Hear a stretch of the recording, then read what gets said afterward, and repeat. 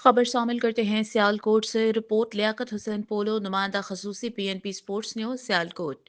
GSL edition 7 का खेले जाने वाला 15वां मुकाबला फ्रेंड्स 11 रोलेवाल ने परवाल 11 को शानदार मुकाबले के बाद 66 रन से हराकर ये मुकाबला अपने नाम कर लिया और जीएसएल एडिशन 7 में दूसरा मुकाबला अपने नाम कर लिया। पहले बल्लेबाजी करते हुए रोलेवाल ने 167 रन का एक शानदार हदफ सेट किया, जिसमें अदनान बिल्ला की जानिब से शानदार बल्लेबाजी रही। उन्होंने 47 रन की इनिंग्स खेली। इनके साथ वलीद बट 48 रन बनाकर टॉप स्कोरर रहे। हदफ के ताकुब में टीम परवाल 11 का आगाज अच्छा न रहा। मोहसिन सामद 53 रन बनाकर टॉप स्कोरर, बाकी कोई भी बल्लेबाज साथ न दे पाया। रोलेवाल ने 66 रन की एक बड़ी जीत हासिल की। परवाल 11 सिर्फ 100 रन बना सकी और ऑल आउट हो गई।